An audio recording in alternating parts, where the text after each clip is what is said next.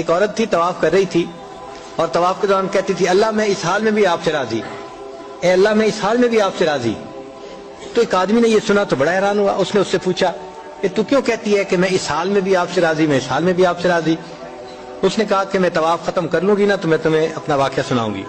چنانچہ اس عورت نے اپنا واقعہ سنایا کہ میرے 3 بچے تھے، میں گھر کے اندر ایک دن تنور پہ روٹیاں پکا رہی تھی، تو میرے بڑے 2 بچے جو تھے وہ گھر میں کھیل رہے تھے کمرے میں، اچانک مجھے شور کی آواز آئی، تو وہ کہتی ہے کہ میں نے جب شور سنا تو میں وہیں سب کچھ چھوڑ کے تنور پر آٹا روٹیاں تو میں کمرے کی طرف بھاگی۔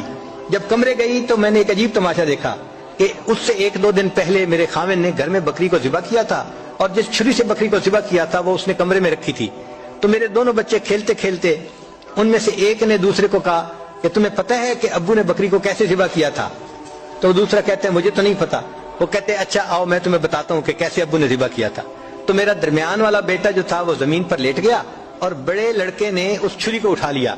اب وہ چھوٹا بچہ تھا اور اس کو پتہ نہیں تھا کہ چھری کتنی تیز ہے، چنانچہ اس نے اس کے گلے پہ جو چھری چلائی تو گلا تو فوراً کٹ گیا اور خون کا فوارہ چھوٹنے لگا۔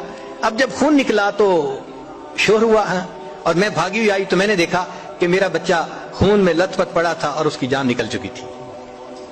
اب میں نے سوچا کہ میرا بڑا بیٹا کہاں ہے جس نے یہ حرکت کی تھی؟ وہ ڈر کے بھاگ گیا تھا اور کہیں چھپ گیا تھا۔